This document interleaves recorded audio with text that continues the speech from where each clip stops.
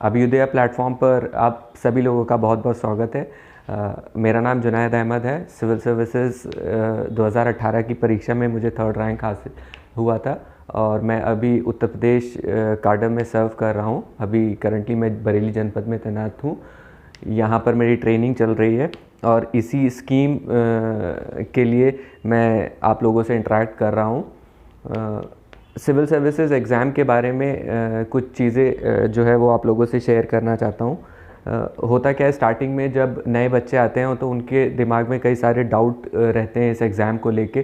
तो ये जो स्टार्टिंग वाली वीडियो है इसमें मैंने यही ट्राई किया है कि उन डाउट्स को मैं क्लियर कर सकूं।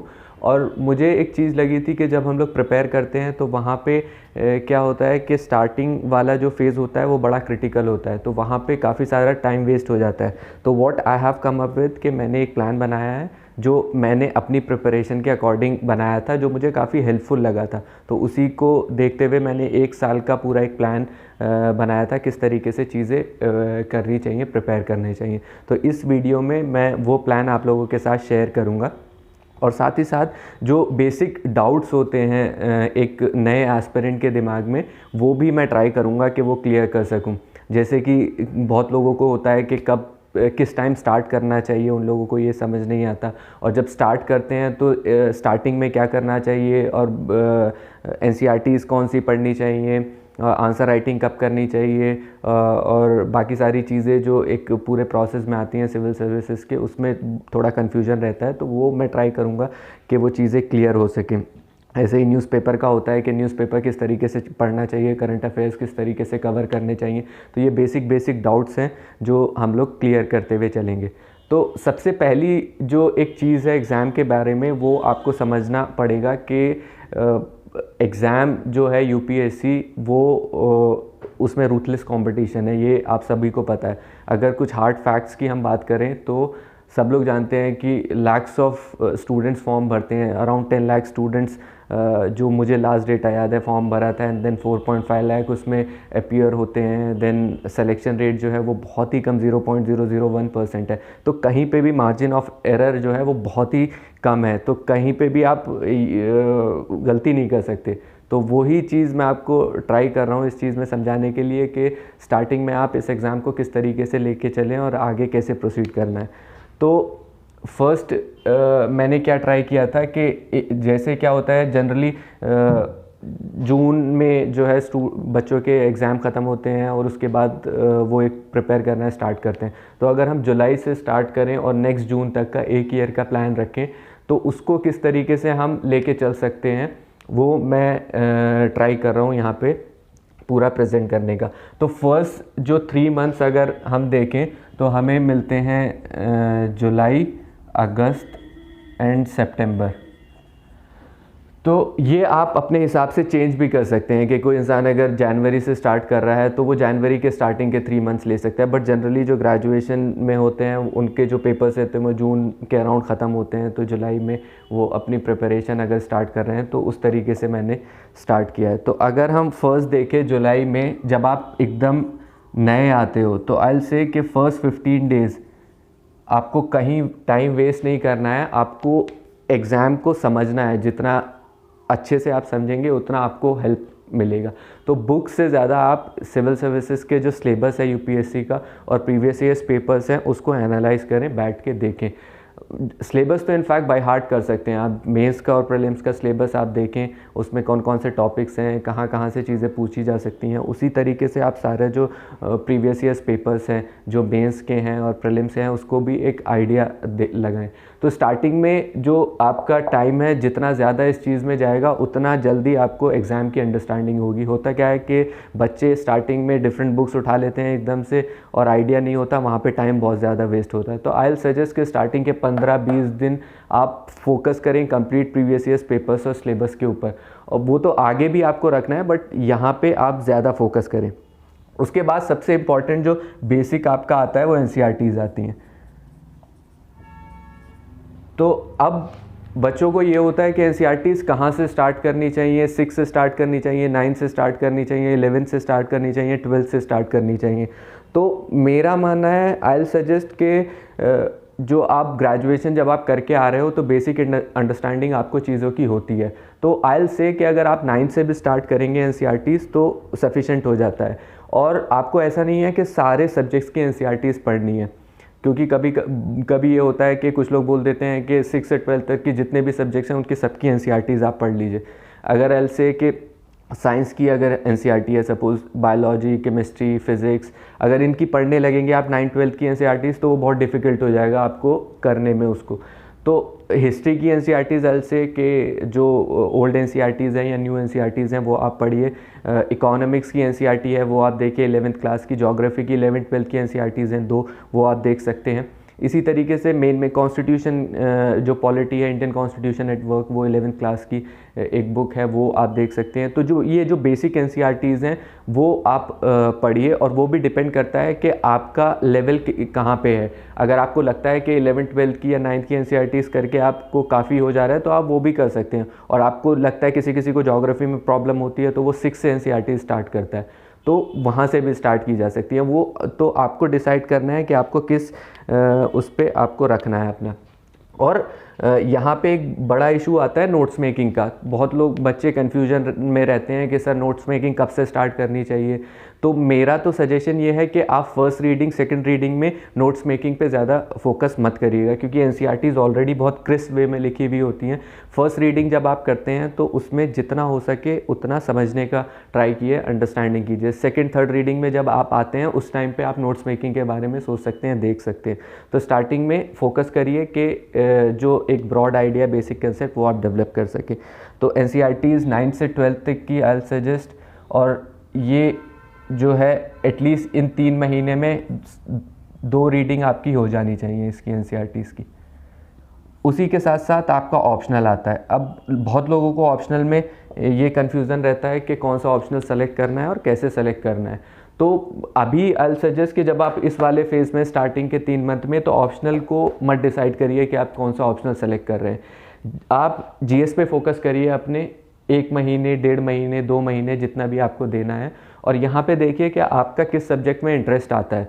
क्योंकि जब आप हिस्ट्री, पॉलिटी, सोशियोलॉजी और डिफरेंट सब्जेक्ट्स पढ़ेंगे तो आपको खुद ब खुद पता लगने लगेगा कि आपका इंटरेस्ट किस चीज़ में है। तो आई सजेस्ट कि ऑप्शनल सिलेक्शन एकदम स्टार्टिंग में मत करिए। थोड़ा सा जीएस की अंडरस्टैंडिंग लेके कि आपका इंटरेस्ट किस में आ रहा है, उसके बाद फिर आप ऑप्शनल पे जा सकते हैं। और फिर भी अगर आपका ऑप्शनल सिलेक्शन नहीं हो पा रहा है तो फिर आपको 2-3 ऑप्शनल शॉर्टलिस्ट करने पड़ते हैं, क्योंकि मेनली ऑप्शनल सिलेक्शन जो है वो टोटल आपके इंटरेस्ट के ऊपर बेस्ड रहता है कि आपका इंटरेस्ट क्या है।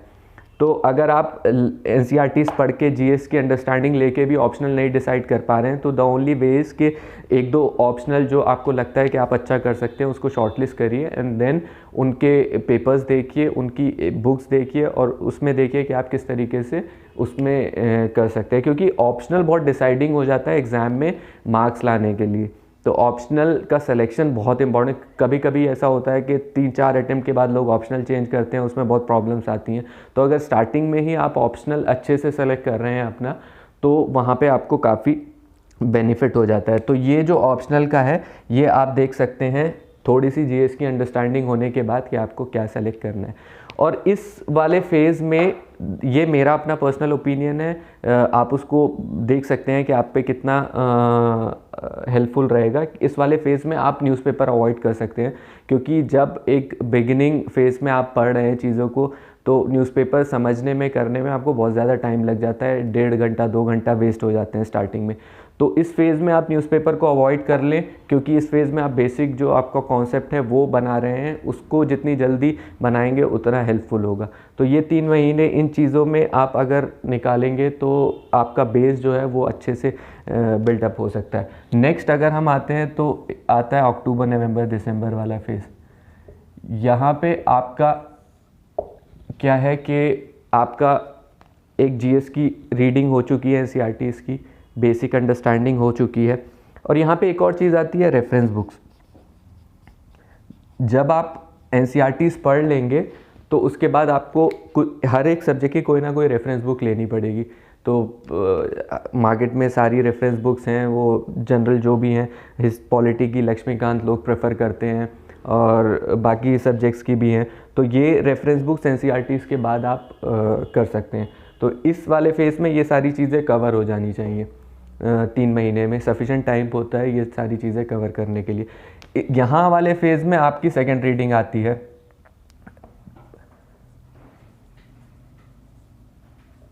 सब्जेक्ट्स का क्या होता है कि स्टार्टिंग की जो फर्स्ट रीडिंग होती है उसमें जो आपकी अंडरस्टैंडिंग होती है वो बहुत लेमन के टर्म्स में होती है। जब आप सेकंड थर्ड रीडिंग में जाते हैं, इस फेज़ में आते हैं, तो आप पिक्चर को बहुत एक हॉलिस्टिक वे में देख लेते हैं। तो यहाँ पे आपको सेकंड रीडिंग जो है यहाँ पे सब्जेक्ट्स की और रेफरेंस बुक्स की आनी चाहिए।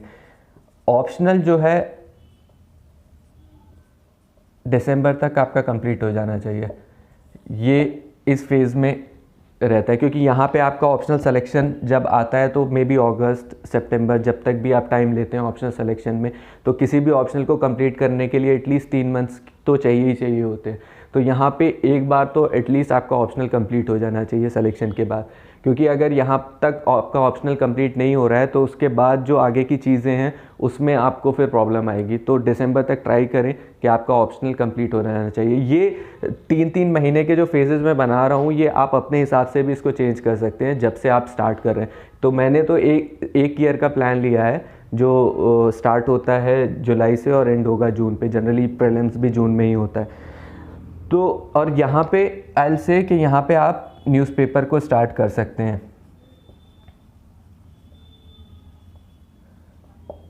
यहाँ पे क्या होगा कि इस फेज़ में अगर आप न्यूज़पेपर को स्टार्ट करेंगे तो आपकी जो इस फेज़ की अंडरस्टैंडिंग है जीएस की और बाकी एग्ज़ाम की, वो हेल्प करेगा आपको न्यूज़पेपर को समझने में।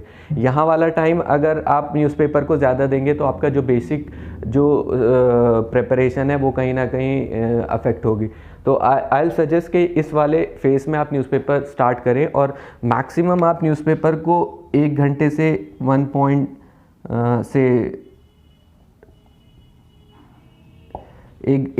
या 1.5 घंटा मैक्सिमम, उससे ज़्यादा नहीं देना है न्यूज़पेपर को। और न्यूज़पेपर को कैसे पढ़ना है, किस तरीके से, वो पूरा एक डिटेल में टॉपिक है और मैं आगे भी वीडियोस लूँगा, मैं आगे भी चीज़ें करूँगा। तो उसमें एक डिफरेंट पूरा एक लेक्चर हम लोग ये कर सकते हैं कि न्यूज़पेपर को किस तरीके से पढ़ना है, किस तरीके से चीज़ें कवर करनी है। तो यहाँ पे आप न्यूज़पेपर का स्टार्ट कर सकते हैं और यहीं पे आपको नोट्स मेकिंग पे भी अपना थोड़ा फोकस स्टार्ट करना पड़ेगा, क्योंकि जब आप न्यूज़पेपर पढ़ते हैं और आपकी थर्ड रीडिंग फोर्थ रीडिंग यहाँ पे आ जाती है इस वाले फेज़ में, उसके बाद आपकी जो नोट्स मेकिंग होती है वो इम्पॉर्टेंट हो जाती है। NCERTs के तो आई सजेस्ट कि आप उतने ज़्यादा नोट्स पे फोकस नहीं करें जितना करंट के इश्यूज़ होते हैं। और बाकी जो जैसे हिस्ट्री है तो उसमें बुक्स में तो आपको एक पूरी स्टोरी की तरह चीज़ें समझाई जा सकती हैं, लेकिन एग्ज़ाम पर्सपेक्टिव से किस तरीके से उसको नोट्स में बनाना है ताकि वो एग्ज़ाम के टाइम पे आपको याद रह सके, वो आपको देखना है। तो इस फेज़ में नोट्स मेकिंग जो है वो इम्पॉर्टेंट हो जाती है, यहाँ पे आप कर सकते हैं। तो ये 2 फेज़ में अगर आप इतना कर लेते हैं तो आपकी बेसिक जो अंडरस्टैंडिंग है एग्ज़ाम की वो काफ़ी अच्छे से डेवलप हो जाएगी। अब अगर हम जनवरी, फरवरी, मार्च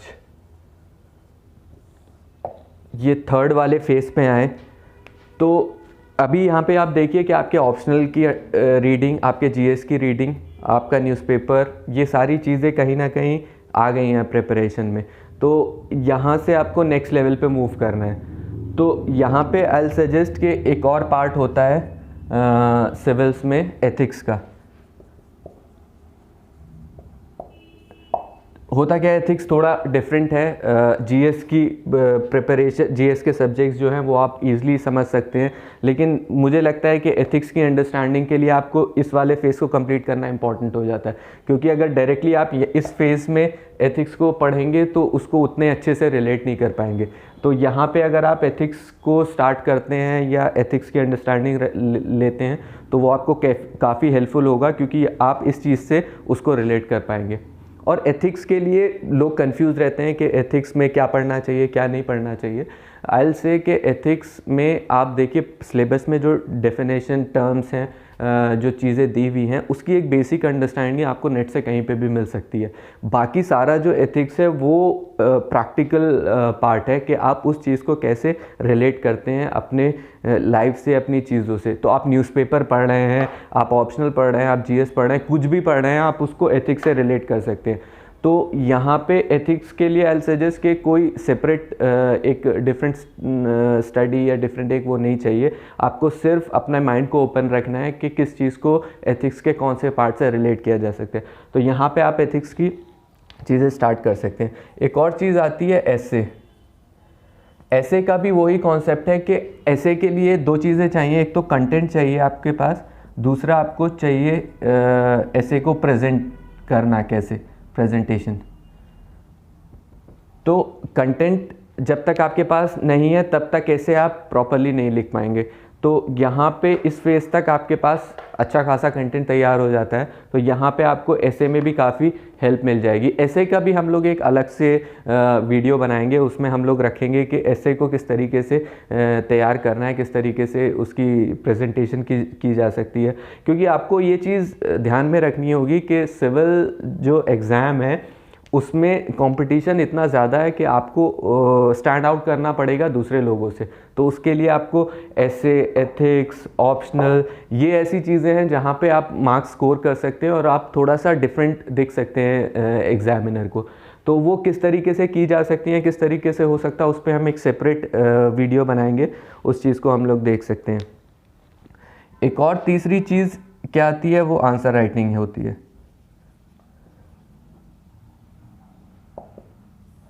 ये भी बहुत इंपॉर्टेंट हो जाती है, क्योंकि एक आपको ये समझना पड़ेगा कि कभी कभी बच्चों को लगता है कि अभी हम प्रीलिम्स की तैयारी कर रहे हैं, अभी हम मेंस की तैयारी कर रहे हैं और वो सारी चीज़ें डिफरेंट हैं, पहले प्रीलिम्स हो जाए फिर मेंस के करें। ऐसा कुछ नहीं है, क्योंकि अगर आप ये कर रहे हैं तो आपको प्रीलिम्स और मेंस दोनों को एक साथ लेके चलना पड़ेगा।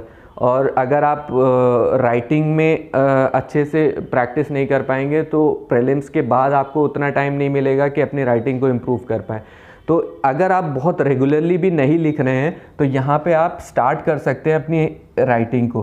प्रीवियस ईयर्स पेपर्स उठा सकते हैं सिविल सर्विसेज के, उसके क्वेश्चंस कुछ लिख सकते हैं। वीकेंड्स पे आप ऐसे लिख सकते हैं, या दिन में 2-1 क्वेश्चन जो भी आपको लिखने हो। तो वो एक हैबिट डेवलप होगी आंसर राइटिंग की, जो आपको आगे हेल्प करेगी। तो जब प्रीलिम्स के बाद आपको मेंस लिखना है तो उस टाइम पे आप रेगुलर राइटिंग कर सकते हो, लेकिन यहाँ पे अगर हैबिट डेवलप नहीं हुई तो वहाँ पे प्रॉब्लम होता है। तो ये चीज़ भी उसमें आप स्टार्ट कर सकते हैं। एंड एक और चीज़ जो मुझे इम्पोर्टेंट लगी ना यहाँ पे, वो है ग्रुप स्टडी। होता क्या है कि जब ये सारी चीज़ें हो जाती हैं तो इस फेज़ में मेरे लिए, मुझे तो इम्पॉर्टेंट लगता था कि एक सेम माइंडेड पीपल अगर हैं और अच्छा ग्रुप है, तो सपोज़ मैंने न्यूज़पेपर पढ़ा सुबह में, तो 2-3 चीज़ें जो आर्टिकल्स जो मुझे अच्छे लगे वो मैं डिस्कस कर लेता था। तो वो काफ़ी हेल्पफुल होता है किसी चीज़ की अंडरस्टैंडिंग के लिए। कोई प्रॉब्लम आ रही है, सपोज़ मैंने आंसर राइटिंग करी यहाँ पे, तो मेरा 2-3 लोगों का ग्रुप था, तो मैंने कुछ लिखा, दूसरे ने कुछ लिखा, हम लोग शेयर कर लेते थे। तो ये ग्रुप वर्क जो है ये इस फेज़ में इम्पॉर्टेंट हो जाता है। और मैं इस जगह पे इसीलिए मैंने ये ग्रुप स्टडी का नहीं लिखा है, क्योंकि यहाँ पे जितना ज़्यादा आप सेल्फ स्टडी करेंगे उतना इम्पॉर्टेंट होगा। क्योंकि स्टार्टिंग के जो 1 साल होता है, आई फील अगर आपने उसको अच्छे से दे दिया तो आराम से आगे चीज़ें आप बिल्ड ऑन कर सकते हो, करंट अफेयर्स या बाकी सारी चीज़ें। लेकिन यहाँ पे अगर आपने कहीं पे भी लैग किया तो आगे जाके बहुत ज़्यादा प्रॉब्लम होगी। तो इस वाले फेज़ में एक और चीज़ जो इम्पॉर्टेंट हो जाती है वो होता है करंट अफेयर्स।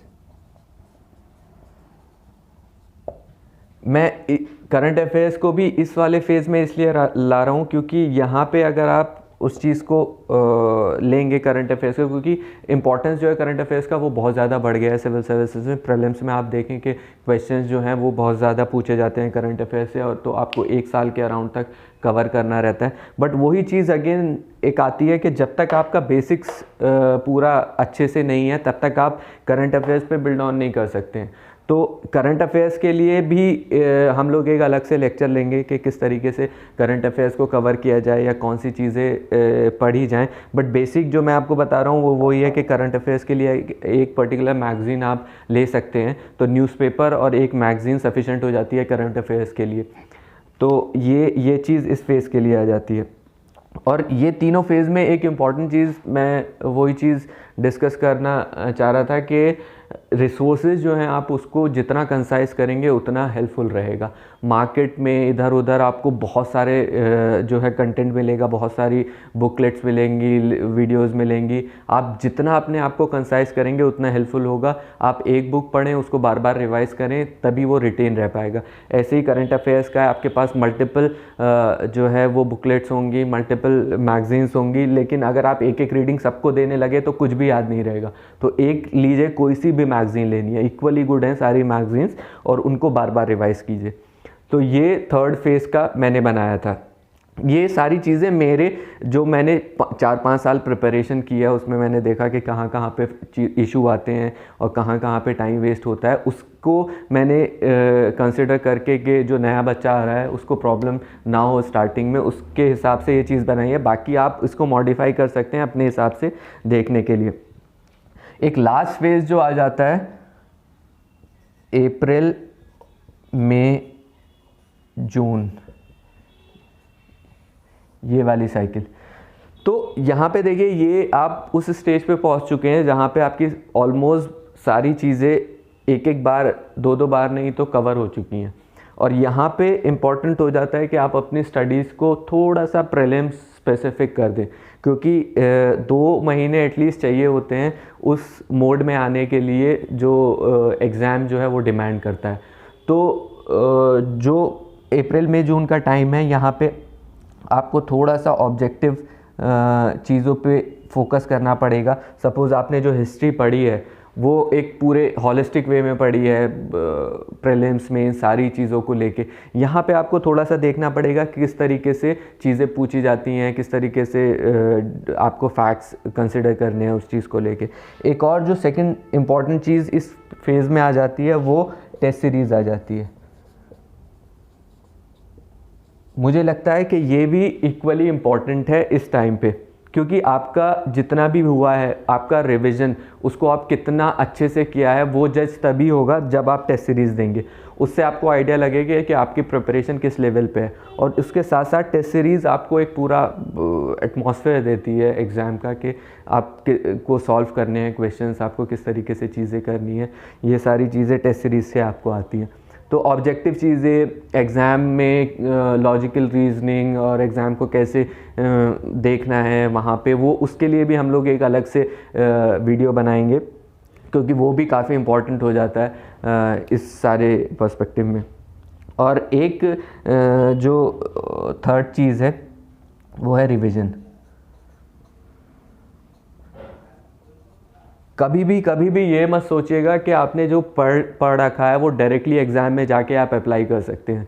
आपका रिवीजन बहुत इंपॉर्टेंट हो जाता है, और ख़ासकर इस टाइम पे, क्योंकि इस वक्त प्रीलिम्स बहुत करीब होता है और उस टाइम पे आपको फैक्ट, सारी चीज़ें आपके टिप्स पे होनी चाहिए।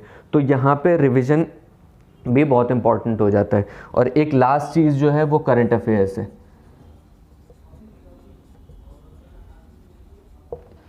होता क्या है कि एक साल का करंट अफेयर्स अराउंड लोग कवर करते हैं प्रीलिम्स के लिए। तो यहाँ पे एंड तक भी आपको करंट अफेयर्स चीज़ें आपको प्रिपेयर करनी पड़ेंगी, क्योंकि सपोज़ अगर जून में एग्ज़ाम है तो मई का भी करंट अफेयर्स में कुछ इवेंट हुआ है तो वो पूछा जा सकता है।